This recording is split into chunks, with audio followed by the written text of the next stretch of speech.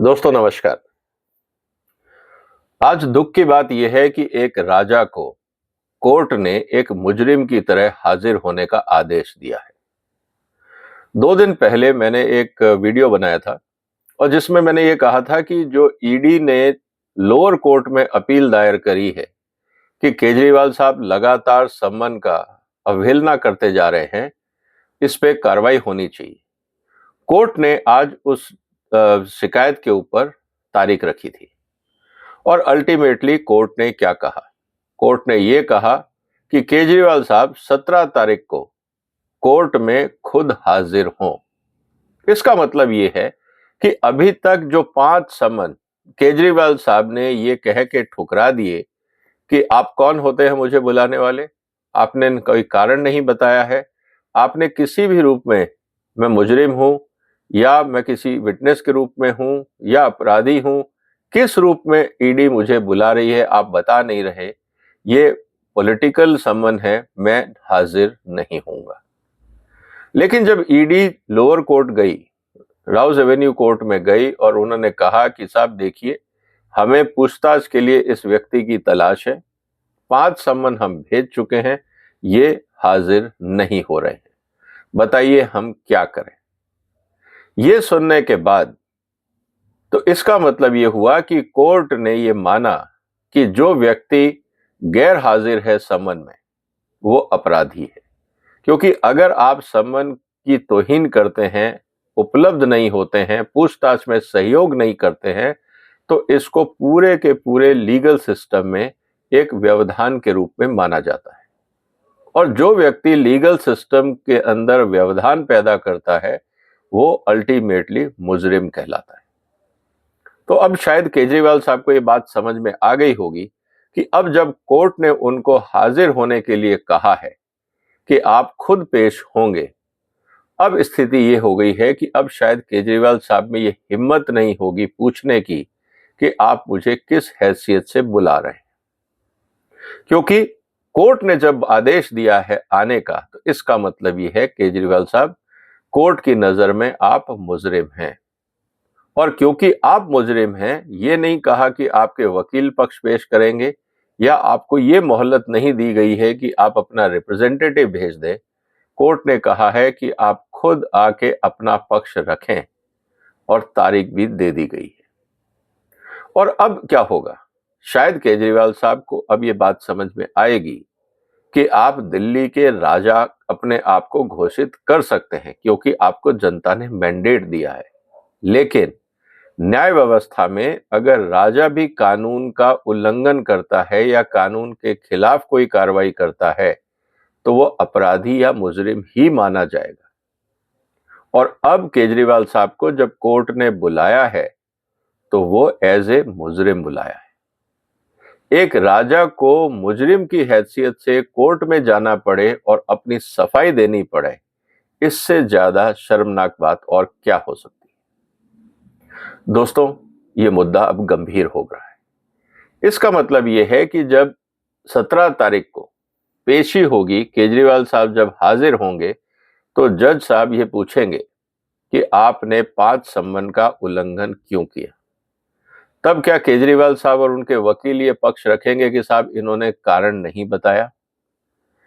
उस समय स्थिति ये होगी कि जज का यही कहना होगा कि यह अधिकार आपका नहीं है और सेक्शन 50 जिसके तहत पीएमएलए के अंदर आपको कानून के तहत आपको जो समन भेजा गया है उसमें यह बताना जरूरी नहीं है कि आपको किस हैसियत से बुलाया जा रहा है।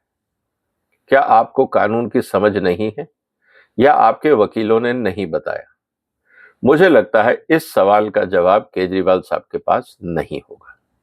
वो या तो आर्ग्यूमेंट करेंगे जो इलॉजिकल होगा, कोर्ट को नाराज करेंगे या मुंह लटका के कोर्ट के सामने माफी मांगेंगे और इसके अलावा कोई ऑप्शन नहीं है। ये कहना कि मैं बिजी हूं, मैं बड़ा आदमी हूं, मैं दिल्ली का राजा हूं, इसलिए मेरे पास टाइम नहीं है सम्मन का, तो मुझे लगता है ये आर्ग्यूमेंट भी वकील कहेंगे कि आप ना दें, क्योंकि न्याय व्यवस्था में कोई बड़ा नहीं होता है। न्याय व्यवस्था में सब बराबर होते हैं, समान होते हैं। इस स्थिति के अंदर केजरीवाल साहब की मुश्किलें बढ़ गई हैं कि वो अपने आप को डिफेंड कैसे करेंगे। निश्चित रूप से ये कहा जाएगा केजरीवाल को कोर्ट के द्वारा कि अब अगर आपके पास समन आता है तो आप पेश हों, और उसके बाद अगर केजरीवाल साहब किसी भी कारण से पेश नहीं होते हैं तो वो कोर्ट की अवमानना कहलाएगा, कंटेम्प्ट ऑफ कोर्ट कहलाएगा। कंटेम्प्ट ऑफ कोर्ट की सजा और सख्त होती है। हो सकता है कि केजरीवाल साहब को सीधा अरेस्ट का भी आदेश दे दिया जाए, क्योंकि भारत जिस तरह से पीएमएलए का जो कानून है और भारत का जो क्रिमिनल प्रोसीजर कोड है दोस्तों, उसकी थोड़ी सी जानकारी मैं आपको दे देता हूं। उसमें एक चैप्टर 6 है, जो हमारा क्रिमिनल प्रोसीजर कोड है, उसके अंदर एक चैप्टर 6 है जिसमें कहा गया है कि आपको सम्मन दिया जाएगा, मतलब आदर पूर्वक बुलाया जाएगा कि आप हाजिर हों और अपना पक्ष रखें। अगर आपको प्यार से बात समझ में नहीं आती है तो उसके बाद जो कोर्ट के पास अधिकार है वो है अरेस्ट वारंट का।